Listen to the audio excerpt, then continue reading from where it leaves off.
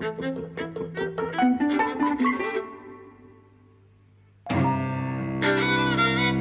and welcome to Eavesdropping at the Movies. I'm Mike. And I'm José. And we've seen 2001 A Space Odyssey, which has been on at Cineworld.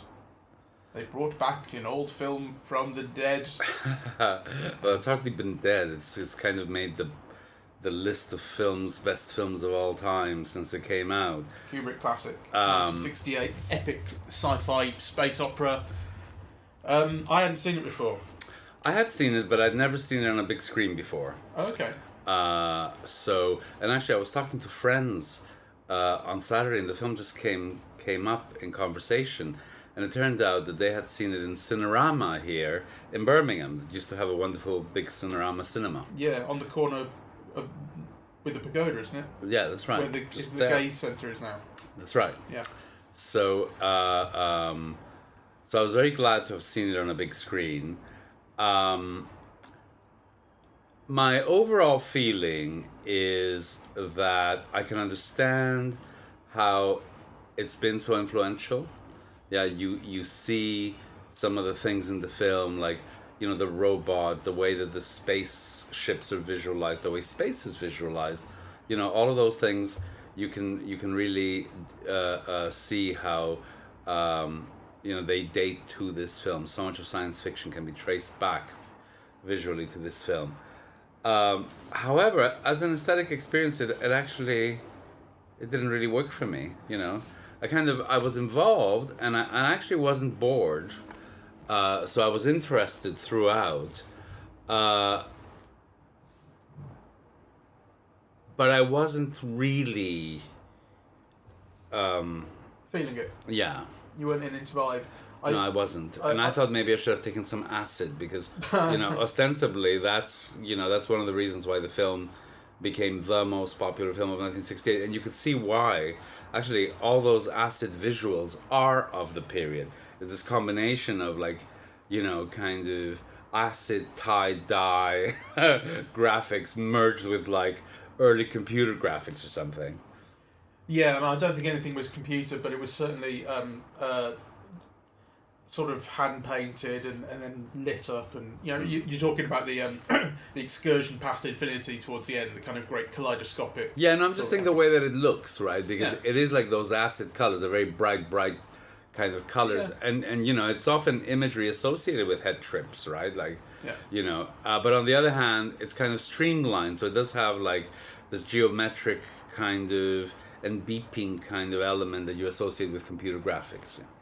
Yeah, certainly you associate it with like more modern imagery. Yeah. I mean, it looks kind of like Tron.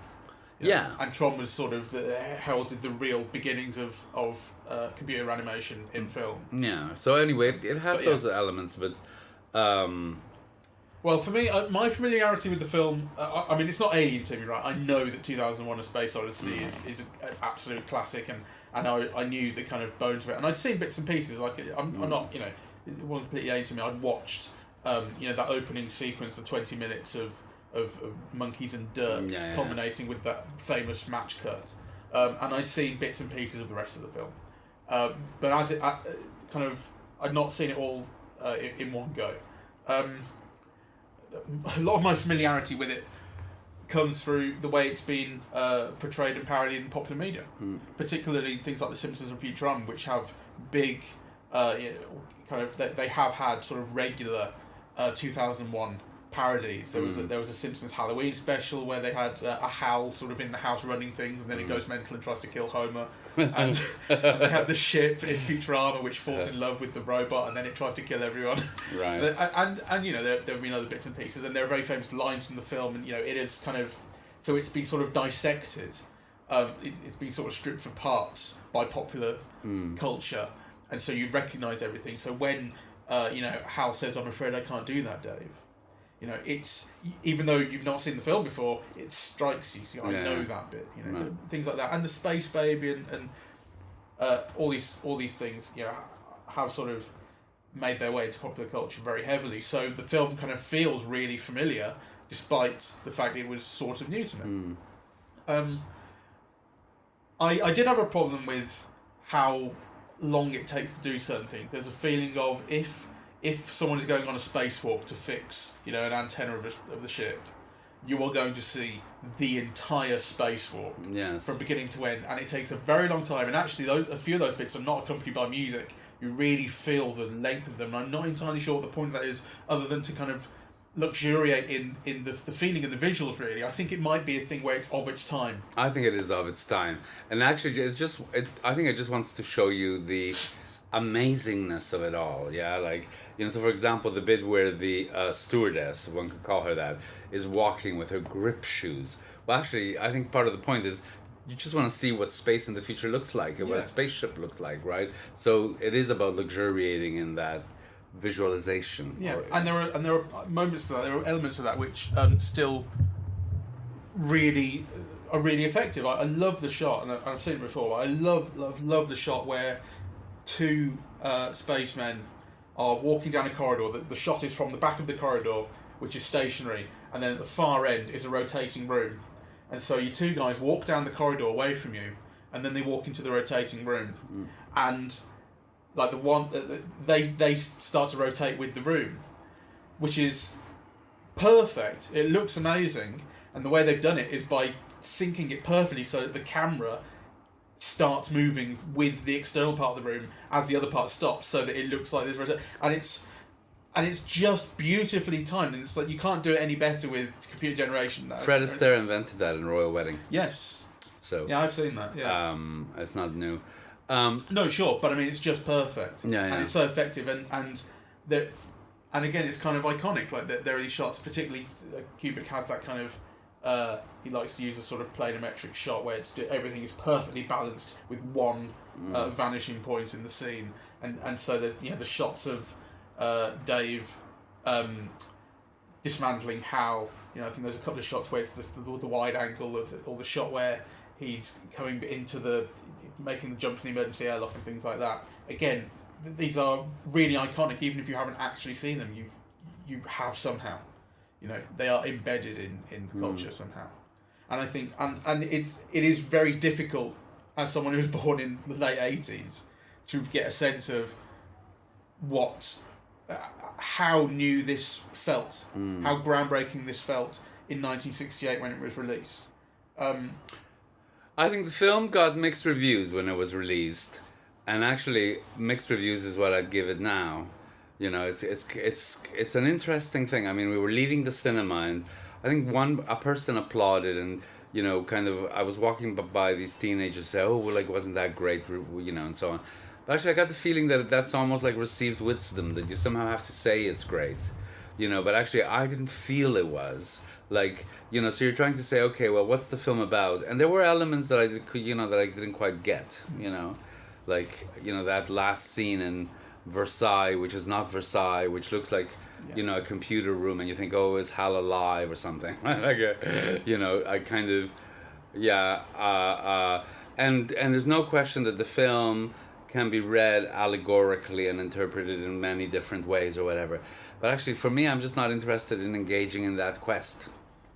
No, I kind of get what you mean. It feels a little bit to me like the original Blade Runner always has, where you do get a feeling of sort of, I understand its significance, and in a way it's kind of greatness, but how interested am I in actually digging into the themes? I think I'm probably more interested in this than I ever have been in Blade Runner, I must say. It's more interesting to me, but that's kind of a meaningless comparison. But but again, it does have that thing, and we've talked about this before. I think we talked about this on the Blade Runner podcast, where you made the point that one of the reasons I will have always found the original Blade Runner boring is because the themes that it's talking about that were so original at the time have been so influential that everything talks about them now. Yes. And it's a similar thing with 2001. I mean, you watch 2001, and a major theme of it is the how advanced Hal is, that he knows how to lie and think for himself and have his own objectives and fuck with the humans. And I'm watching Westworld at the moment, and it's exactly the same. Yeah, exactly the same. None of that comes as any surprise. I think a lot of it is quite dated, or quite of its time, right? So on the one hand, you can admire you know, like, you can admire many things, like the guts it takes to do that whole 20-minute, you know, opening without sound, or sorry, without dialogue. You know, the bit where they go to Jupiter, and it is all graphics, and it all is all trying to visualize moving through space with like actually a very kind of or dissonant soundtrack. Yeah. So all of that you can kind of like, well, I admire, and actually, and it did make me understand, you know, why kind of tripping to this movie was such a sociological phenomenon or whatever, you know. But I'm not particularly interested in tripping at the moment, you know, and actually I just kind of I was looking at it with a kind of you know, an eye to history. So certain things kind of fascinate me. So for example, when you saw one of the round spaceships, and you know, then it stayed with you so that actually you could see the people in the window being like, you know, talking and receding in the in the horizon. You think, my God, how did they do that, right? Like it's they're really interesting kind of shots and compositions throughout. But I'm just not interested in the film's themes, you know, which I imagine are themes of like creation and, you know, life in the universe and who's in it and all of that, really. Yeah, and I just didn't feel it. Well, yeah, I mean, I do. That comes back to that thing of like, these themes have now been done so much that you kind of feel that there's actually in 2001 there is not as much mileage in them as there once was. Yes. Put it that way. Which I don't think is like the film is any weaker, but the film is kind of its time. I mean, I was talking to you, for instance, about how there's a point in the film where Hal beats Dave at chess. He says, you know, I think you missed a move there. You should have gone queen here and thing there, and then you would have won. And he's like, oh shit, I missed that. Sorry. And to us, that's meaningless. Yes. Because computers, my phone can beat me at chess. Yes. But back then, it wasn't a solved problem. People didn't know if computers could do this, and it was a kind of a hallmark. When Deep Blue beat Garry Kasparov, it kind of shook the world in its way. Well, I think and so it's a real marker of what HAL is and how advanced it is, that it can beat Dave at chess, and that's something that if you don't know that, doesn't really mean much now.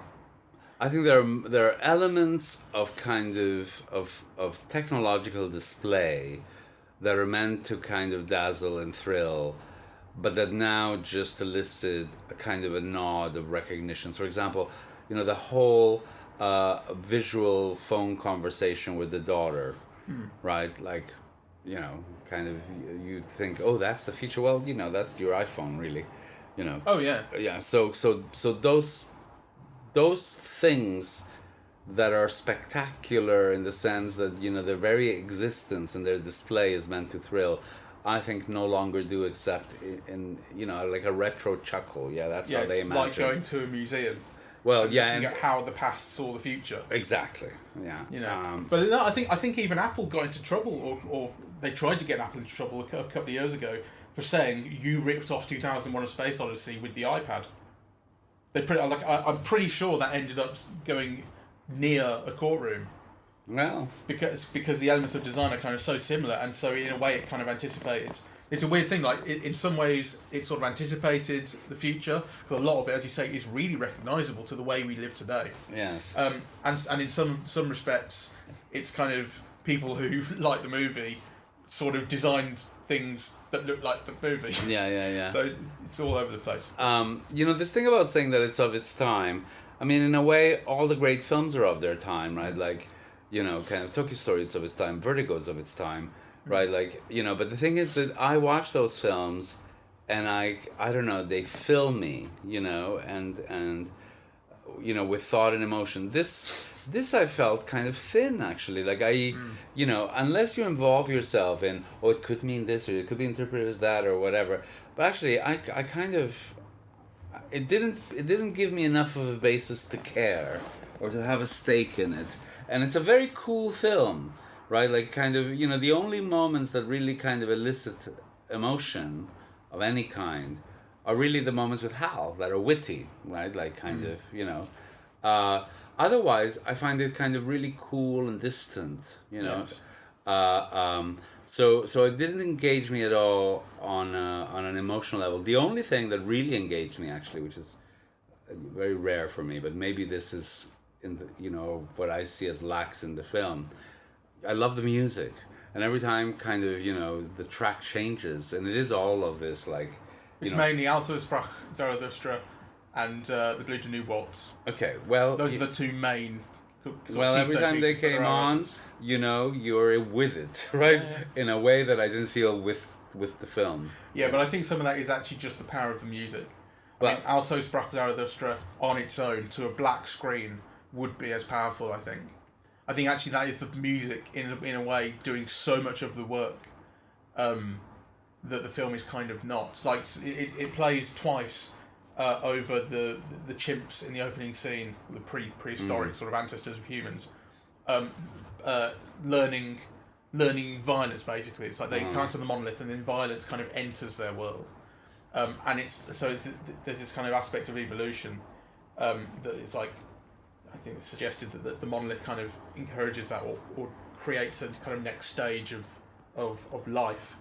And it plays over the chimp, you know, learning that a bone can be a tool, and then kind of celebrating when it's beaten the other chimp to death, and I think that the music is carrying a lot of the weight there, because although it's kind of the film is quite clear about what it's showing you at this point, it is sort of distant. And kind Well, of I think slow. that's a problem. Right. Yeah. You know, and that's what I'm saying. Yeah, that, I you mean, I know, wish they worked in harmony better, basically. Yeah. The other thing, I think, in terms of, is that, you know, Noel Coward made a really bitchy comment about Keir Dullea, you know, where, you know, so they were talking about him, and he said, "Oh, Keir Dullea, you know, gone tomorrow." And there's something about him in this film that actually I can understand, right? And it's not just him. I think it's Gary Lockwood. I mean, these are all just kind of very anonymous, handsome. Yeah, you'll forget their faces tomorrow, really. You know, except Leonard Rossiter. Well, Leonard Rossiter for me is a cultural touchstone, but yeah, I mean, just because he shows up, and I'm going, that's Leonard Rossiter playing a Russian. No. So, you know, I noticed him, but he's in it for he's not a major part. I'm surprised that I found it slightly funnier than I thought it would, although it's not a barrel of laughs. But as you say, some of what Hal says is quite witty. Yes. When he slows down singing Daisy, Daisy, Yes. whatever it is, you know, that's like, it's kind of dramatic, but it's funny as well to hear him singing this song and dying. I really, really liked... it's early on when you're being kind of introduced to the world of the spaceship and how life goes on there. The rules for using the toilet. Oh, yes. And it says, rules for using the toilet. We advise that you read these rules before using the toilet. And then there's a list as long as my arm and in really small font. That's a joke, right? It's a joke. Yes, it's great. And the guy's looking at it going, what the fuck?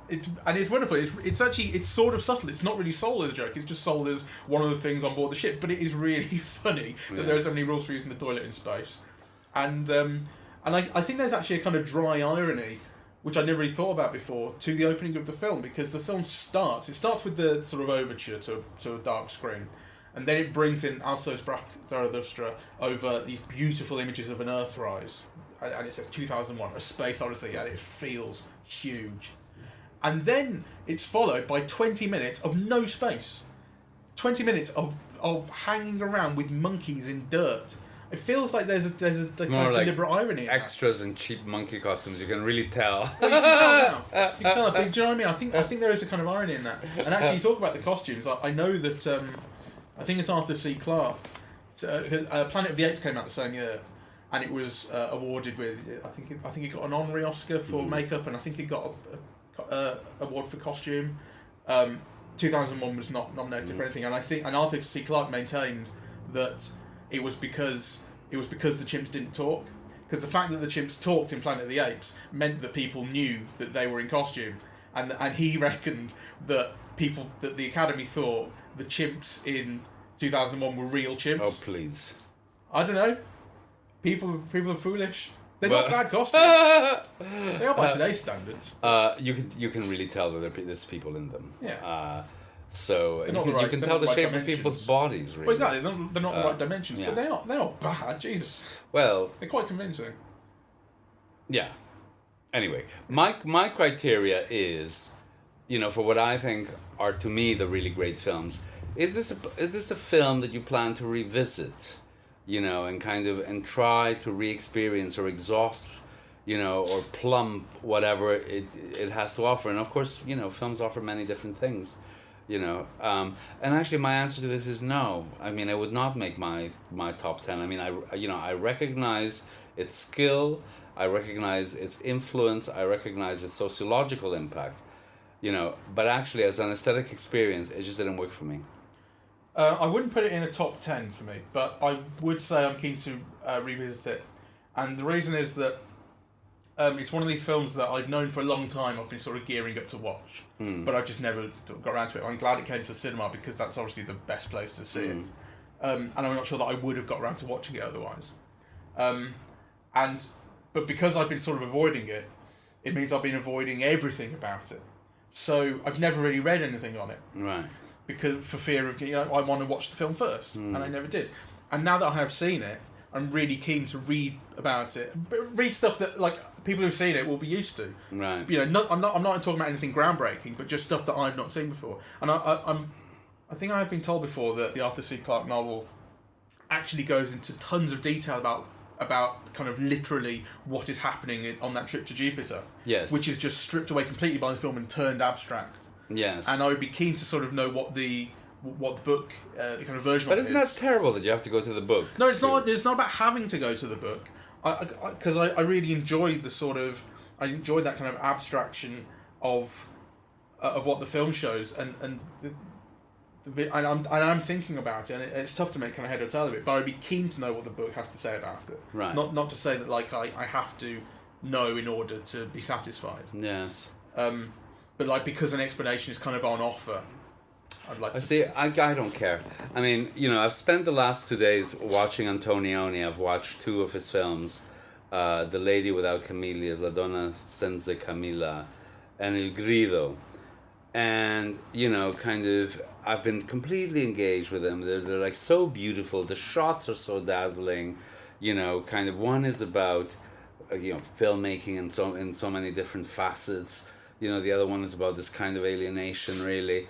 And just, the compositions, the makeup of the shots, kind of the actors, what it's about. I found them moving and just kind of so beautiful. And actually, this just, kind of nothing in 2001 makes me feel the same way. Now, that's I suppose not a comparison of any kind, really, because there's such completely different kinds of films and so on. But, you have to, you have nothing to go by except your own feelings and your own experience. And actually, this didn't act on my feelings, or on my intellect. And it could very well be me. Maybe that's just though I very much like science fiction. So I actually think that for me, this is one of those films that's hyperinflated. So we're now in its 50th year. It's being re-released as an anniversary. There's going to be all this publicity around it. As I said, I thought part of the audience's reaction is also a reaction to that, right? It's marked and demarcated as a great film. But actually, I think for me, it's not, so... It's certainly the case that I didn't come out of the film feeling like I'd seen something really great.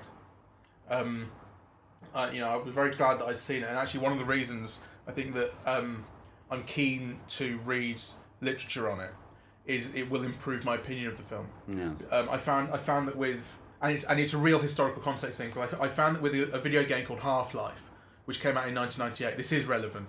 Half-Life is a game that came out in Half-Life's a game that came out in 1998, and this was before I was playing PC games, so I never played it. And I knew that it had this reputation of having revolutionised gaming. And by the time I got to it, it was sort of 10, 12 years later, which maybe doesn't sound like much, but video games move very, very quickly. And so I played it and thought, interesting about this? I didn't really have a good time. And then I read, there's a game website called IGN, and I found their original review of it back in 1998, and it goes into all this detail about why this game is changing things and what's so interesting about it. And it's all stuff that has become de rigueur in games.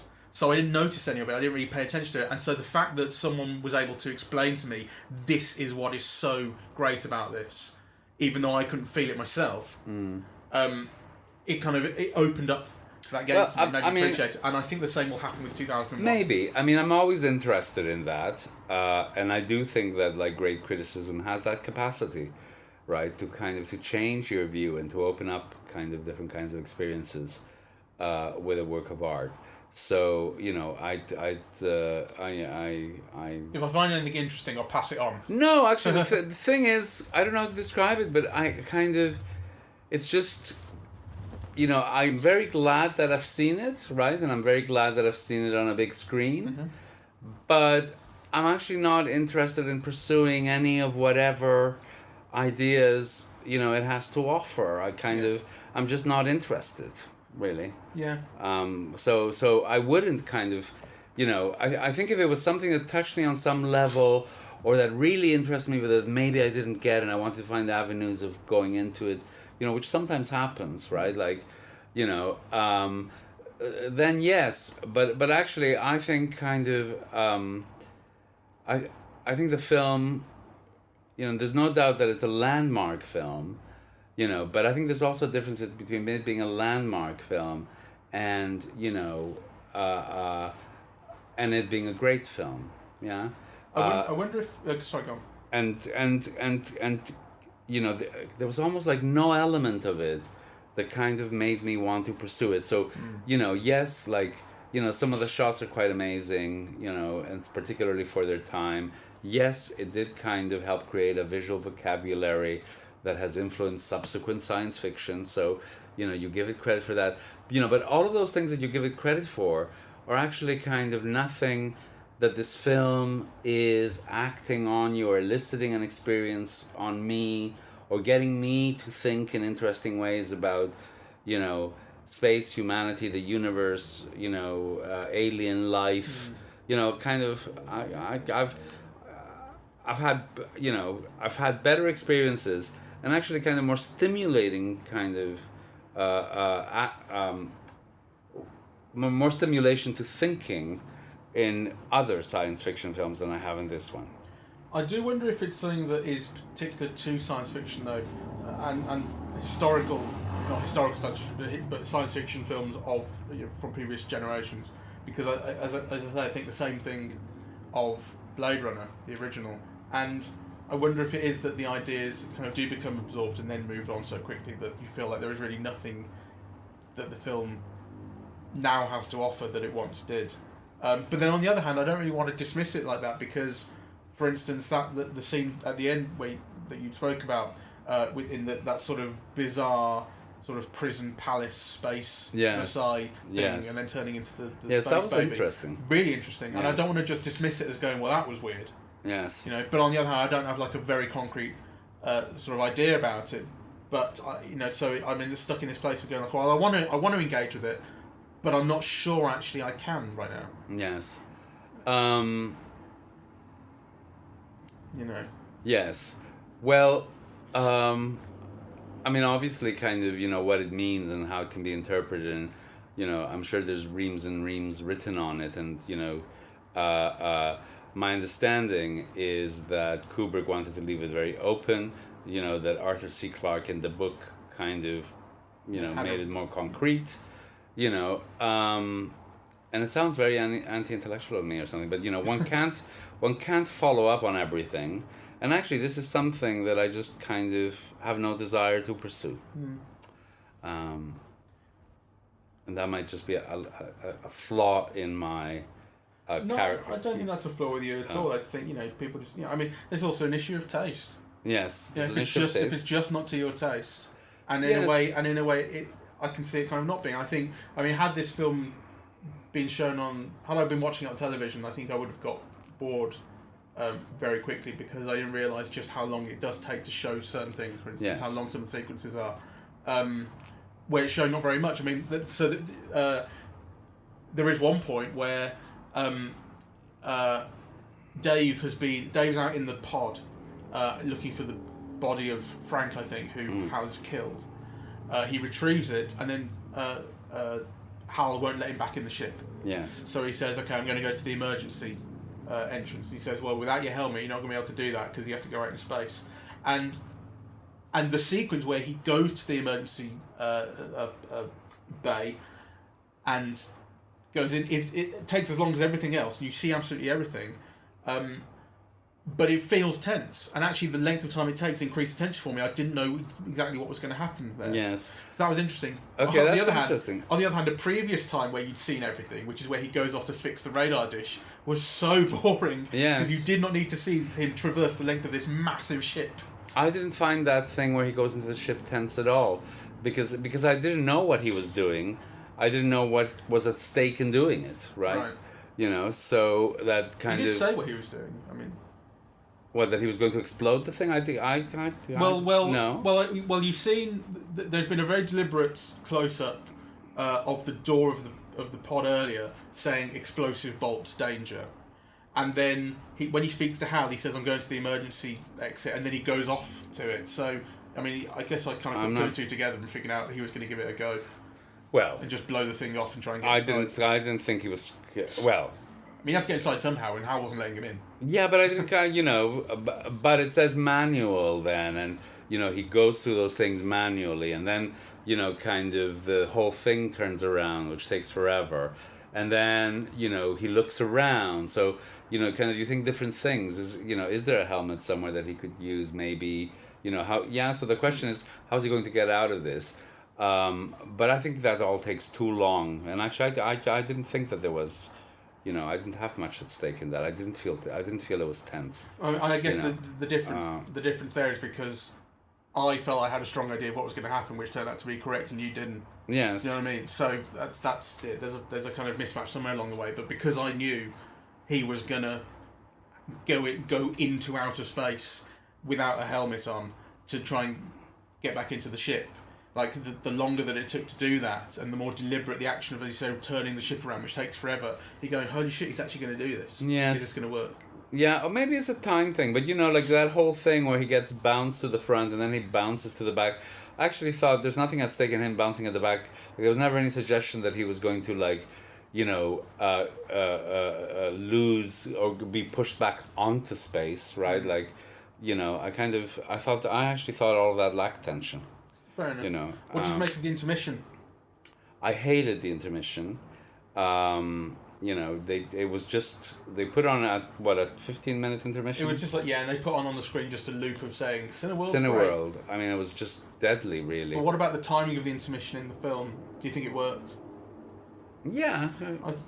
So did I, actually. I thought it was a good time to have an intermission. Yeah, the intermission came when Dave and Frank are hiding from Hal in one of the pods, so we can't hear them, and they're talking about we're going to have to shut him down because he's freaking us out. And but then Hal is going from mouth to mouth, and you get always looking. Yeah, looking you see him reading. Cut the to lips. black intermission. Yeah. We're a good place to switch it, and then when you come back, immediately Frank dies. So it's built in clearly. Yeah, That's where it is. Yeah, I thought that was good. It's end of an act, start of an act kind of stuff. Anyway, I'm very glad I saw it, and I would recommend, that everyone see it, actually. But I also, wouldn't buy into all the hype. Go see it with fewer expectations, and you might get more out of it, maybe. Yeah. Or on drugs. Yes. I'd say I can really see how it would work, on drugs, actually. Yeah, well, drugs kind of, especially acid, sort of mess with your time perception, don't they? So it might feel like it's 15 minutes long, just goes like that. Well. Or there was some very cool, interesting, trippy visuals. I think that all the stuff that was drawn, the geometric stuff, was vastly more effective than the actual real shots that were then kind of colorized weirdly, because those, by today's standards, looked like a very cheap, kind of iPhone effect that your mum and dad would do. Doesn't this look cool, son?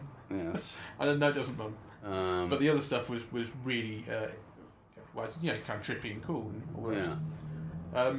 I'm glad that they brought it back and showed it on a big screen. Yes. But it's not. I'd say it's not the best kind of experience of a classic film being shown on a big screen. I saw Jaws a little while ago, which again I hadn't seen before. I was saving it until someone brought it back, which is another way of saying I just never got around to watching it.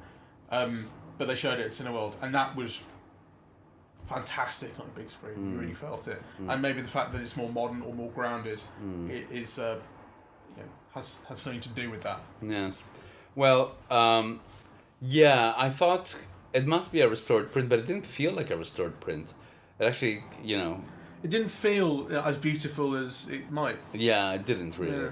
Yeah. So actually, that's something that I will look into and see. I mean, the occasion is obviously its 50th anniversary. But what did they put into the restoration? I had an opportunity to see it a few years ago. They showed it in Bologna on a huge screen. And social things got in the way, and I only saw a few minutes of it. But I wonder what kind of restoration this is, if it's a restoration at all. I'm just looking. 2001: A Space Odyssey celebrates its 50th anniversary with 70mm 4K re-release. So in theory, it would have been 4K. It wouldn't have been the original 70mm. It wouldn't have been a restored 70mm, I don't think. Not in Birmingham. Not in that screen, which is a small screen. But in theory, it would have been 4K.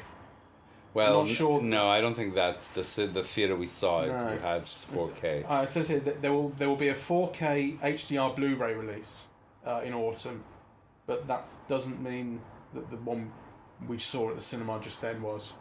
Anyway, it didn't look very special. That's all I can say. No. So. No. Yeah. All right, let's wrap it up. Yes. Well, I'm glad I saw it. Yes, I'm glad I saw it, and I recommend it. I recommend it. It's a film that I think everyone should see, but also it didn't blow me away, and actually I think it wouldn't rank in my list of really great masterpieces of the cinema. So, all right, let's leave it here. John, good.